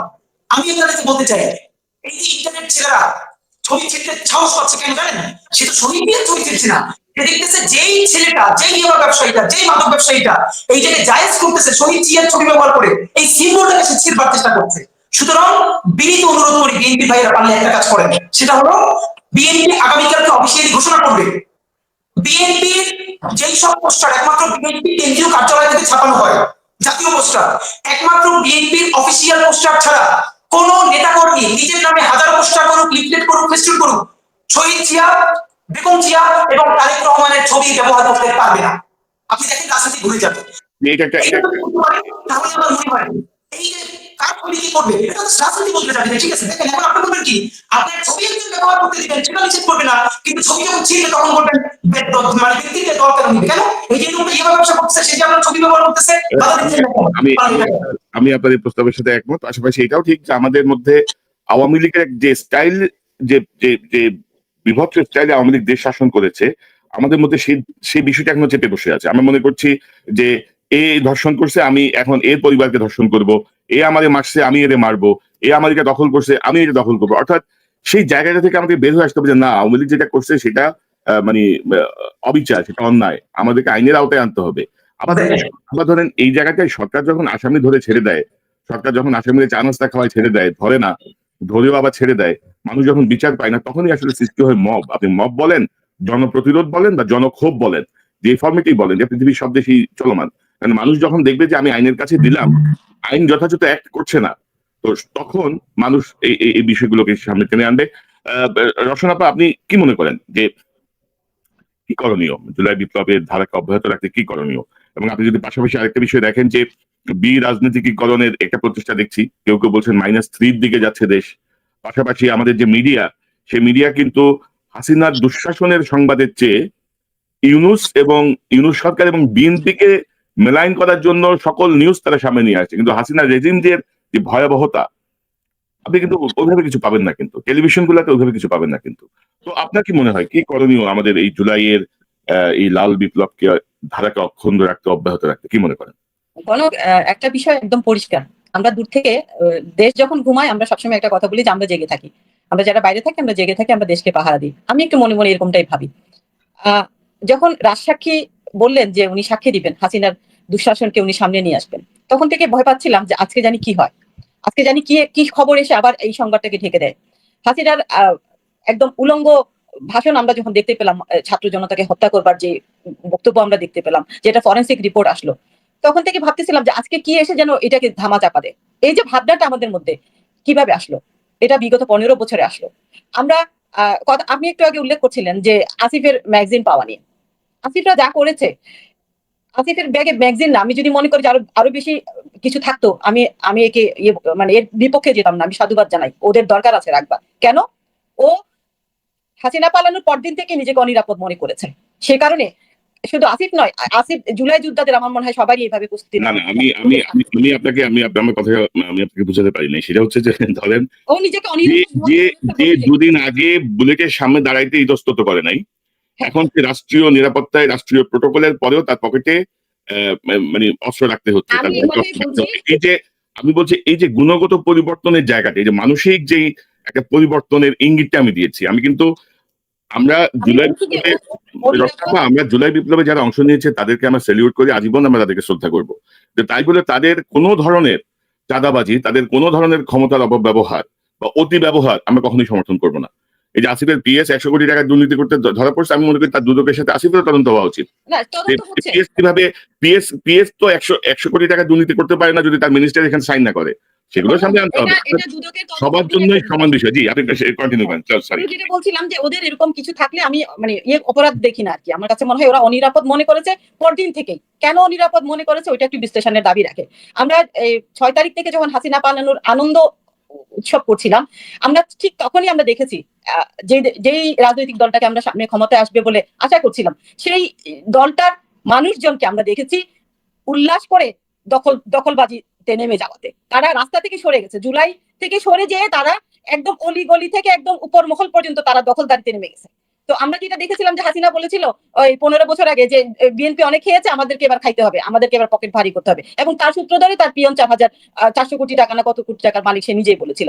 আমরা ওই জিনিসটা ফলো করতে বিএনপি কে খুব কাছ থেকে দেখেছি, আপনিও দেখেছেন, আমরা হয়তো বা প্রকাশ্যে অনেক কিছু বলি না। তো সেই কারণেই আপনার জুলাই আজকে মুখোমুখি হয়ে গেছে আমাদের এই যোদ্ধাদের, এবং এই যারা যুদ্ধ করে এই স্বৈর শাসককে বিদায় করলো তারা মুখোমুখি অবস্থানে চলে আসছে একমাত্র এই কারণে। এই চাঁদাবাজি, দখলবাজি, এই জিনিসটা থেকে বিএনপি বের হয়ে আসতে পারে নাই, যার ফলে আজকে এই অসহায়ত্ব আমাদের মধ্যে চলে আসছে। আর যেটা বলছি যে আমরা হাসিনাকে দাঁড়িয়েছি, কিন্তু হাসিনার সিস্টেম তো রয়ে গেছে। এই সিস্টেমটাই পরিবর্তন করবার জন্য ছাত্ররা বলছে যে আমরা সিস্টেম পরিবর্তন করতে হলে আমাদের ন্যূনতম সংস্কার যেগুলো অবশ্যই করতে হবে, সংস্কার করতে হবে এবং বিচার কমপ্লিট করে নির্বাচন দিতে হবে, যার কারণে ইউনূস সাহেবকে বসানো হয়েছে। আর আপনি বলছেন যে মিডিয়া এখনো হাসিনার সিস্টেমের দখলে। আপনি কি মনে করেন যে ইউনূস সাহেবকে যে কারণে আমরা বসিয়েছি 11 মাসে সেটি করতে পারছেন, ওনার উপদেষ্টা পরিষদে তিনি তাদেরকে পছন্দ করে বসিয়েছেন, আর দে ক্যাপাবল টু ডু দিস? আমি আশা করি এখনো যে ওনারা পারবেন। আশা থাকা ভালো, আশা থাকা ভালো। ওনাদেরকে এই উদ্দেশ্যে নিয়েই ওখানে বসানো হয়েছে। জি জি, আশা ওনারা না করে পিছন ফিরার কোনো সুযোগ নাই। ওনাদেরকে আমাদের করতে হবে, জুলাই প্রোক্লেমেশন, জুলাই ঘোষণা দিতে হবে, সংস্কার করতে হবে, চাঁদাবাজদের রুখতে হবে, এবং বিএনপি নিজেকে তার চাঁদাবাজ ধরিয়ে দিয়ে প্রমাণ করতে হবে যে এই নেন চাঁদাবাজ, বিচার করেন। এবং ধরেন এটাও যে করতে হবে। আমি গত বেশ কয়েকটা হচ্ছে স্থায়ী কি বলে এটাকে, ঐক্যমত্য কমিশনের মিটিং দেখলাম, মানে মনে হচ্ছে একটা ক্লাউন শো হচ্ছে আর কি, এখানে একটা মানে একটা ঠাট্টা মশকরা জায়গায় বসছে, ফাইজলামি করতে বসছে সবাই। তো যাই হোক, এটা নিয়ে আমি একটা কাজ করছি, পরে আসবে সেটা। আশাবাদী আমরা হতে চাই, আমরা আশায় থাকতে চাই। ডক্টর ইউনূসের প্রতি আমাদের আমি খুব দ্রুত জুলাই আমাদের যে ঘোষণা চাই। আস্থা ছিল, আমরা সেই জুলাই আস্থা, ঘোষণা জি জি জি, চাই, এবং জুলাই যোদ্ধাদেরকে শহীদের মর্যাদা দিতে হবে। আহত নিহত এদের সবাইকে রক্ষা করা আমাদের দায়িত্ব এখন। আমরা এটাই। হাসিনার পাশাপাশি সিস্টেমকে ধরেন পরিবর্তন করতে চাই। ওই যে কি বলবো এটাকে, মেট্রো রেলের পিলারে গ্রাফিতির চেয়ে জুলাই বিপ্লবের শহীদদের পরিবারদের কি অবস্থা, জুলাই বিপ্লবের আহতদের চিকিৎসার অবস্থা কি, তাদের মানসিক অবস্থা কি, কনক, আপনি কি এই জায়গাটা জুলাই গ্রাফিতি ঢেকে দিয়ে এখন বিএনপির পোস্টারই ছেয়ে গেছে। এই গ্রাফিতি ঢেকে দিয়ে তারা পোস্টার লাগাচ্ছে। এই যে পোস্টারিং, এখনো তো আপনার নির্বাচন আসেনি, নির্বাচন আসতে দেন, তারপর দেখবেন দলীয় কোন দলে ওদের কি অবস্থা হয়। এই যে গতকাল যে ঘটনাটা ঘটলো, মির্জা আব্বাসের ভাইয়ের গাড়িতে হামলা, এটা কারা করেছে? তাদের অন্তর করেছে। হ্যাঁ, শোনাতে দেখবেন তাদের অন্তর কোন দল এমন জায়গায় যেয়ে পৌঁছেছে, বিএনপি নিজেদের মধ্যে নিজেদের মারামারি ওরা ঠেকাইতে পারবে না। আপনি বলছেন সেনাবাহিনী, পুলিশ, কেউ কিছু করতে পারবে না, কারণ ওরা নিজেরাই একজন শাবক হয়ে গেছে। তাদের অবস্থা এতটাই শোচনীয়, তাদের নিজেদের মধ্যে মারামারি কাটাকাটি করতে যেয়ে এই দেশের অনেক বড় ক্ষতি হয়ে যাবে। এটা যদি আসলে 11 মাসের মাথায় এসে আমাদের প্রধান রাজনৈতিক দলগুলো নিয়ে আলোচনা করাটা মানে আমাদের কাছে মানে কেমন যেন লাগে আর কি, মানে কি মানে এই পরিমাণ রক্তের বিনিময়ে যে বিজয়, সেটা আমরা ধরে রাখতে পারছি না। জামাত, বিএনপি, এনসিপি ল্যাংমারামারি চলছে, মানে সবাই এখন ক্ষমতা ক্ষমতা ক্ষমতা, আমি ক্ষমতা যাবো, আমি ক্ষমতা যাবো, আমি ক্ষমতা যাবো, এরকম একটা অবস্থা। মানে সম্মিলিত জায়গা থেকে সরে গেছে সবাই বলা চলে। মির্জা সাফায়েত, আপনার পর্যবেক্ষণ কি? জুলাই বিপ্লবকে আমরা রক্ষা করতে হলে কি করতে হবে? আমরা তো সরকারের মধ্যে অযোগ্যতা, অদক্ষতা তো দেখছি গত 11 মাস ধরে। আমরা সেনাবাহিনীর কথা যেমন বলছি, তো সেনাবাহিনীকে তো সরকার পরিচালনা করে, সেনাবাহিনী তো আর নিজেরা পরিচালিত হয় না। তো আপনি আদেশ দিচ্ছেন, সেই আদেশ কেন পালন হচ্ছে না সেটা আপনি চেক ব্যাক করছেন? আপনি কি করছেন? জুলাই ঘোষণায় কেন আপনার 11 মাস 12 মাস সময় লেগে যাচ্ছে, তাই না? তো এই মানে জুলাই বিপ্লব তো ভাই সকল রাজনৈতিক দলের কনসেন্ট নিয়ে হয়নি, সকল রাজনৈতিক দলের মানে মতামত নিয়ে হয়েছে। তো জুলাই বিপ্লবের আপনি ঘোষণাপত্র দিবেন, কে মতামত দিল না দিল কি যায় আসে আপনার? আপনারা সিদ্ধান্ত নেবেন, আপনারা কার্যকর করবেন, মানতে হবে সবাইকে। কে মানবে না তখন এটা দেখা যাবে। তো সাফায়েত, আপনি কি মনে করেন, কি আপনার টোটাল একটা সাম আপ করেন আপনি আপনার কাছ থেকে শুনি। আচ্ছা, এখানে আবার মানে কয়েকটা পয়েন্ট। আপনারা যেটা যে একটু আগেই যে কথাটা বলছিলেন ইয়ের ব্যাপারে, যে ধরেন আসিফের ব্যাপারে, যে হ্যাঁ, যেই ছেলে 1 বছর আগেও বুলেট ফেস করতে ভয় পেল না, এখন তার ভিতরে এত কেন ভয় ঢুকে যাচ্ছে যে সে নিরাপত্তাহীনতায় ভুগছে, আর সে হচ্ছে কি এখন তার সাথে একটা অস্ত্র বা ম্যাগাজিন ক্যারি করতে হচ্ছে। তো দেখেন, এখানে তো যে লর্ড অ্যাক্টনের একটা খুব বিখ্যাত উক্তি আছে, হ্যাঁ, যে power tends to corrupt and absolute power corrupts absolutely. তো যখনই একটা মানুষের ভেতরে এরকম চিন্তা চলে আসবে যে আমাকে তো এখন মানে আই এম বিয়ন্ড অ্যাকাউন্টেবিলিটি, আমাকে এখন জবাবদিহিতা করার মতো কেউ নাই, আমাকে কারোর কাছে জবাবদিহিতা করতে হবে না, তো তখনই কিন্তু তার ভিতরে এই ধরনের চিন্তা ভাবনা চলে আসবে। এবং এই যে বাংলাদেশে সবসময় যে একটা আমরা যে দেখে এসেছি না এতগুলো বছর, যে না সবাই খারাপ উনি ভালো, হ্যাঁ সবাই খারাপ, আওয়ামী লীগের সব এমপি মন্ত্রী সবাই খারাপ, হাসিনা ভালো। এই যে এত বছর কিন্তু আমরা এরকম একটা চিন্তা ভাবনা, আমরা সবসময় আমরা এই লাইনের কথাবার্তা, এমনকি সাংবাদিকদের ভিতরেও সবাই না সব সমালোচনা করা যাবে, কিন্তু শেখ হাসিনা, শেখ মুজিব ওনারা সকল সমালোচনার ঊর্ধ্বে, শেখ পরিবার সকল সমালোচনার ঊর্ধ্বে। এইরকম একটা এটারই হয়তো একটু রিফাইন্ড ভার্সন আমরা দেখছি। হ্যাঁ, পিয়াস খারাপ, কিন্তু পিয়াসের উপদেশটা ভালো, তাকে দিয়ে কিছু বলা যাবে না, তাকে জবাবদিহিতা করা যাবে না। তো এই মানসিকতা থেকে আমাদেরকে বের হয়ে আসতে হবে। এবং একইভাবে আমাদের যারা বিএনপির ভাই ব্রাদাররা যারা আছেন, তাদেরকেও আমার এই তারাও যেন এই একই মানসিকতাটা তাদের ভিতরেও যেন থাকে, যে না সবাই খারাপ, ম্যাডাম ভালো, বা সবাই খারাপ, তারেক রহমান ভালো, উনি সকল সমালোচনার ঊর্ধ্বে, এটাও আমরা চাই না। আমরা যদি এত বছর হাসিনার সেই ন্যারেটিভটাকে আমরা মানে একদম ঝেঁটিয়ে বিদায় করে দিতে পারি, যে না সবাই যদি খারাপ হয়, সবার এই সব খারাপের মাথা হিসেবে শেখ পরিবারও খারাপ, এইটাকে যদি আমরা এস্টাবলিশ করতে পারি, তো আপনাদের ভিতরেও যেন এরকমের কোনো মানসিকতা ভবিষ্যতে না আসে যে মানুষ মেনে নিবে যে না সবকিছু খারাপ হলেও তারেক রহমান ভালো বা জিয়া পরিবার ভালো।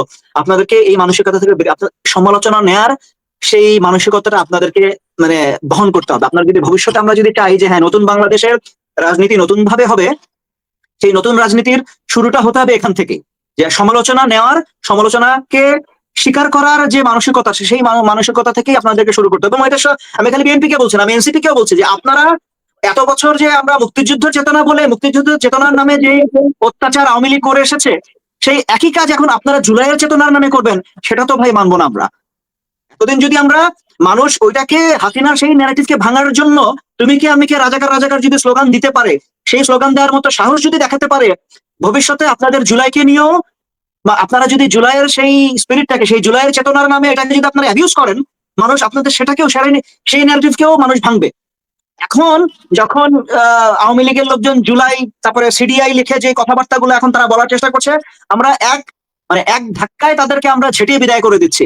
কিন্তু আপনারা যদি ভাই সীমালঙ্ঘন যদি আপনারা করেন, তখন কিন্তু মানুষ আর ওই ধরনের কথাবার্তাকে তখন ঝেঁটিয়ে বিদায় করবে না। তো সবাইকেই এখানে সতর্ক হতে হবে। হ্যাঁ, জামাত শিবিরের যারা ভাবছেন যে ঠিক আছে আপনারা ভবিষ্যতের মতো আবার এরকম কোনো না কোনো দলের ইয়ে হয়ে যাবেন, আপনারা যদি কারো ভিতরে যদি এরকম চিন্তা থাকে যে এত বছর আমরা ছাত্রলীগের পদ পদবি নিয়ে লুকিয়ে লুকিয়ে ছিলাম, আমরা ভবিষ্যতে আবার ওই একই ইয়েতে ফেরত চলে যাব, ভাই এটা তো মানুষ তো এখন জানে, পিপল নো ইউর প্লেবুক, আপনারা একই কাজ বারবার করতে পারবেন না। সবাইকেই চিন্তা ভাবনাটা পরিবর্তন করতে হবে। বিএনপির ক্ষেত্রে যেটা বড় দল হিসেবে তাদের দায়িত্ব বেশি, যেটা বলছিলাম যে হ্যাঁ অবশ্যই এখন বিএনপি তো বিচার করার তো এখতিয়ার বিএনপির নাই, গ্রেফতার করার এখতিয়ার বিএনপির নাই। সেই গ্রেফতার করার কাজটা, বিচার করার কাজটা যাদের তাদেরকেই করতে হবে, বিচার বিভাগকে করতে হবে, সরকারকে করতে হবে। কিন্তু বিএনপি যে কাজটা করতে পারে, এই যে আমরা যেটা বলছি যে হ্যাঁ নতুন দিনের রাজনীতিকে আমার নতুন কিছু মানুষের সামনে উপস্থাপন করতে হবে। আমি গতকালকে না পরশুদিন দেখছিলাম আমাদের যে এফপির ফ্যাক্ট চেকার কদরুদ্দিন শিশির ভাই খুব ভালো একটা প্রস্তাবনা এনেছেন, উইচ আই সাপোর্ট, যে বিএনপির এখন উচিত নিজে থেকে একটা পুরো লিগ্যাল টিম গঠন করা, যে যারা এটা এনশিওর করবে যে বিএনপির কেউ যদি অপরাধের সাথে জড়িত হয় সে যেন শাস্তি পায়। লিগ্যাল পয়েন্ট অফ ভিউ থেকে এটা এনশিওর করবে সেই কমিটি। এটা একটা আমার কাছে খুব ভালো মনে হচ্ছে যে দিস ইজ সামথিং নিউ। কারণ আপনি নতুন দিনের রাজনীতিতে মানুষের কাছে তো আপনাকে নতুন কিছু হাজির করতে হবে। দিস ক্যান বি সামথিং মানে really good and something new. শুধু আপনি একজন মানুষ ইয়ে করলো, একটা অপরাধ করার সাথে সাথে আপনি তাকে বহিষ্কার করে বা সাময়িকভাবে বহিষ্কার করে বা স্থায়ীভাবে বহিষ্কার করে আপনি আপনার নাম কাটায় ফেলবেন, সেই দিনও আমার মনে হয় এখন আর নাই। মানুষ আরো ভালো কিছু, বেশি কিছু দেখতে চায়। দেখেন আমরা সেনাবাহিনীকে সবসময় গ্রুপ পানিশমেন্ট বলে একটা কথা আমরা সবসময় আমরা দেখে এসেছি, আমরা নিজেরাও এটা করে এসেছি এবং আমি এটা জানি যে খুবই জিনিসটা এফেক্টিভ। যে দলের ভিতরে একজন যদি অপরাধ করে, দলের সবাই সেটা শাস্তি পাবে। কেন? তোমরা কেন তাকে থামাও নাই, তোমরা কেন তাকে বিরত রাখো নাই? আমরা সেনাবাহিনীতে আমরা সবসময় এটা করে এসেছি যে গ্রুপ পানিশমেন্ট। আপনি দেখান বিএনপি কি এখন পর্যন্ত একটা কমিটি বাতিল করেছে যে ঠিক আছে যদি ঢাকা মহানগর দক্ষিণের যুব দলের একজন কর্মী বা নেতার এরকম একটা অপরাধের খবর আমরা পেয়েছি বা মোটামুটি এটা সাক্ষ্য প্রমাণ আছে যে হ্যাঁ সে এরকম একটা অপরাধ করেছে, এটার জন্য সে যে কমিটির সদস্য ছিল সেই কমিটি কি কোনো শাস্তির সম্মুখীন হয়েছে? সেই কোনো কমিটিকে কি বাতিল করা হয়েছে? বা আজকে যদি বিএনপি এরকম একটা বা তারেক রহমান যদি একটা ঘোষণা দেন যে ঠিক আছে যেই কমিটির একজন সদস্য বা নেতার বিরুদ্ধে এই ধরনের কোনো অভিযোগ আসবে এবং যার চাক্ষুষ তথ্য প্রমাণ আছে, আমরা সেই কমিটিকে বাতিল করে দিব এবং এই কমিটির কেউ সামনের কোনো জাতীয় নির্বাচন বা স্থানীয় সরকার নির্বাচনে আমাদের দলের হয়ে মনোনয়ন পাবে না। এইরকম একটা ঘোষণা যদি আজকে তারেক রহমান দেন, আপনার কি মনে হয় এটা কিরকম ইম্প্যাক্ট করবে সামনে? অর্থাৎ এই জিনিসগুলো তো এটাই। এবং আপনি আগে এই কাজগুলো করেন আপনার দলের পক্ষ থেকে, করে তারপরে বলেন এই যে দেখো ভাই আমি এই কাজগুলো করলাম, বাকি দায় দায়িত্ব সরকারের, বাকি দায় দায়িত্ব তো আমার ইন্টারিম গভর্নমেন্টের, সে কেন গ্রেফতার করতেছে না, বা সে যদি গ্রেফতার করে থাকে সে কেন বিচার প্রক্রিয়াটাকে সে কেন মানে শুরু করলো না, বা সে কেন এখন আপনি ইন্টারিম গভর্নমেন্ট আপনি হচ্ছে নুসরাত ফারিয়াকে গ্রেফতার করে আপনি পরিবেশ জল ঘোলা করে 2 দিন, বা কি মেঘনা আলমকে গ্রেফতার করবেন করে এটা নিয়ে খুব হাইপ তুলে আবার 2 দিন পরে ছেড়ে দিবেন। এই সমস্ত কাজ করে যদি আপনারা মানে ব্যস্ত হয়ে যান বা আপনারা মিডিয়াকে বা জনগণের সমস্ত মনোযোগ ওইদিকে সরাই দেন, আপনি আসল কাজটা কখন করবেন? তাই না?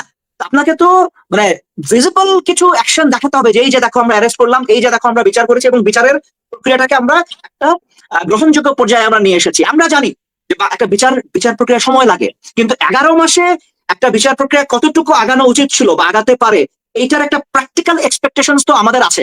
মোটামুটি আমরা যারা নিউজ ফলো করি বা আমরা জানি যে ঠিক আছে এইটুকু বোঝার মতো মানে চিন্তা করার মতো সক্ষমতা আমাদের যাদের আছে, আমরা তো বুঝি যে 11 মাসে কতটুকু আসার কথা ছিল সেটা কি এসেছে?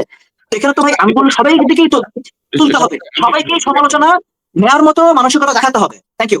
আমি একটু যোগ করি আপনার সাথে। ধরেন আপনি দেখবেন যে গত 3 দিন আগে 18 জন বিভিন্ন পর্যায়ের বিচারককে অবসর দেওয়া হয়েছে। অবসর দেওয়ার গ্রাউন্ডটা কি?